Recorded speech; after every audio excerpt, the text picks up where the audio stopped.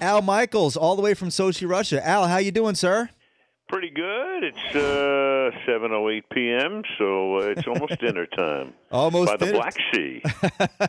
Rough life you got over there. You know, I moved to Los Angeles so I could be close to you. You know that I'm stalking you, and now I have to come into a radio station when you're in Russia for us to talk. That's how it goes. And I know you can relate, by the way, to hosting a 3-hour radio show on 2 hours of sleep. Is this how broadcasting really works?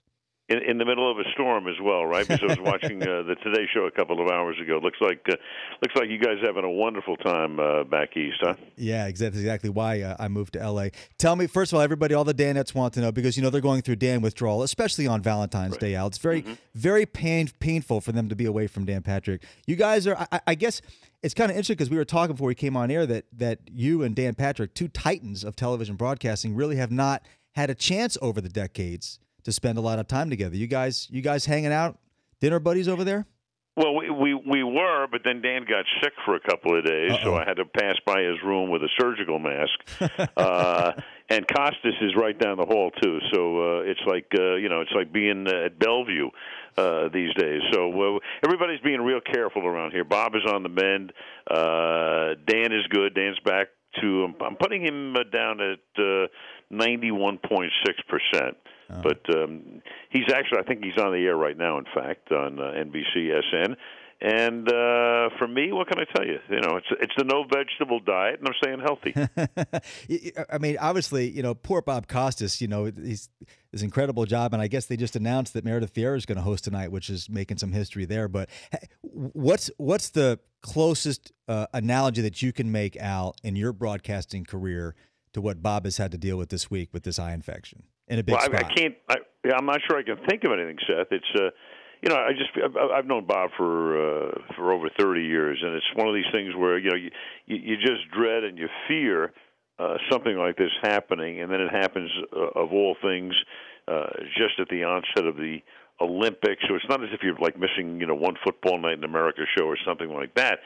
So it's a difficult thing, but Bob is he's a real trooper. He's been able to keep his sense of humor.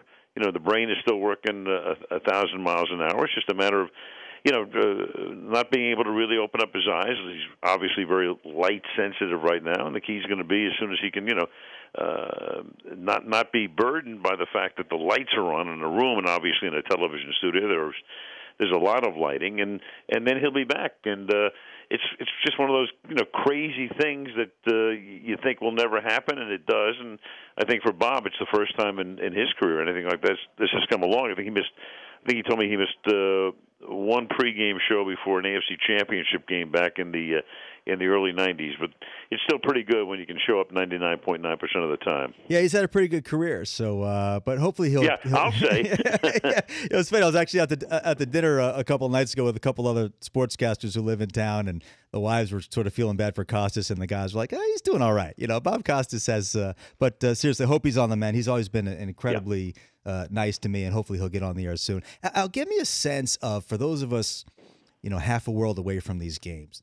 Initially, before the games got started, we saw all of these little columns and tweets of just about the awful conditions in the hotels with the no light bulbs and the no shower curtains, God forbid, and and obviously the security concerns, and so we don't really have a sense of what it's like to physically be there. Does it feel like Russia and Sochi are acquitting themselves well here? Does it feel like a well-run games, or does it, and obviously you have a lot of experience with the Olympics, or does it feel sort of chaotic and behind the times and not very well put on?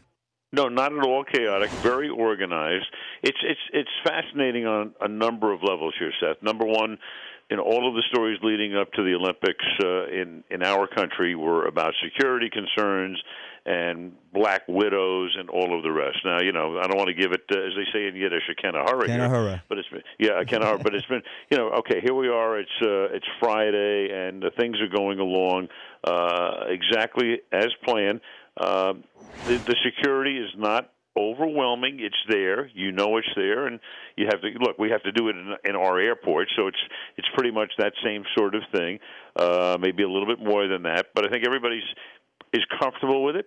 The facilities are really nice. I mean, they've done a tremendous job in what they call the coastal cluster, where they built all of the arenas where you have the figure skating and the speed skating and the short track and hockey.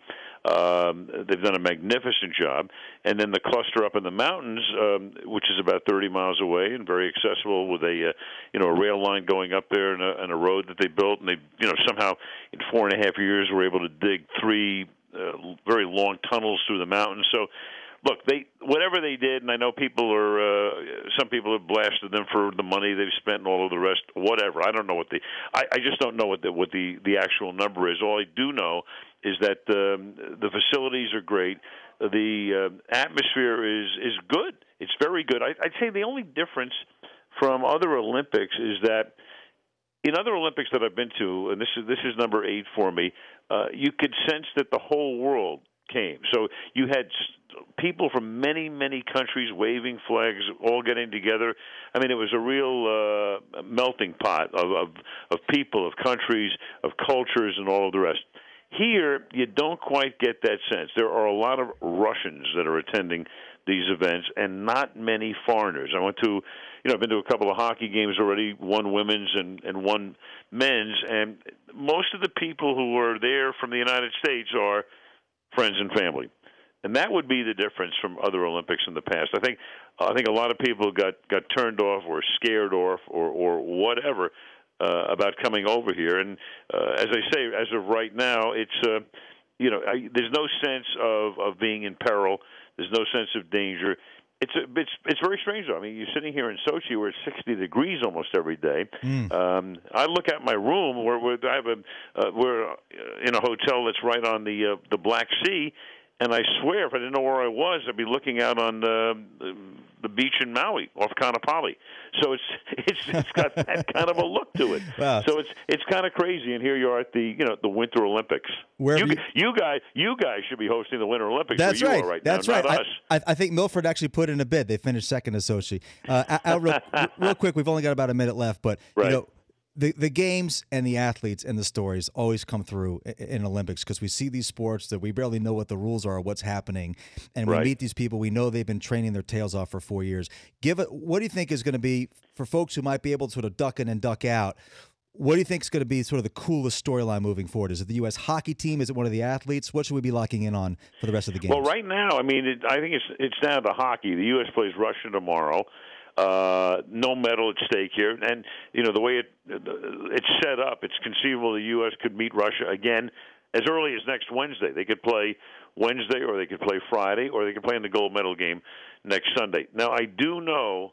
The U.S. team is good. Canada is good. Sweden got a little bit of a scare today. They're good. They beat Switzerland 1-0. But I'm just being told by everybody that I come in contact with in Russia that if they only win one medal, as long as it's hockey, they're fine. It'll be a successful Olympics. So that's how much attention and pressure is being put on this hockey team. And their coach, Zhanatula Bilyaletdinov, who ironically was a member of the 1980 team. We had him in the studio the other day to talk about it. And after we rolled a little bit of the tape to end the game, I said to him, so what do you remember about that game? And he said, I've forgotten everything. So he summed it up very succinctly. But I think, if they win, that's going to be their storyline. For us, I'm not quite sure at this particular point. Shaun White doesn't win. Lindsey Vonn can't, compete. It's a little bit different. I'm not sure that there's one megastar that comes out of this from the United States. Well, if you forgot the game, just tell them that they made a movie about it. Now, just real quick though, Al, if they do say play for the gold or they play in one of the deep middle rounds, I know you're doing studio work out there, but any chance you're in the booth behind a microphone during that game? Zero. And you know why, Seth? Why is that? Let's be honest. Yes. I can do a hockey game about 1/50th as well as Mike Emmerich. Okay? So why in the world would we have, me behind a microphone? Well, I'd be crazy because I'd want to hear Mike. Yeah, I mean, he's the best that ever did this. So we're lucky to have Mike Emmerich behind the mic, and I'm thrilled just to kind of be off in the corner and just listening to what he has to say. Hey man, either way, it's going to be great television if that happens. We'll root for it. Hey yeah, Al, for sure. Thanks for coming on the show, man. You still got to let me buy you dinner out in L.A. when we get back, but it's great to talk to you, and as always, great to listen to you. And please give our best to Mr. Costas. Hope he gets well soon. Will Thanks, Seth. Great Good to talk be to you. The great Al Michaels.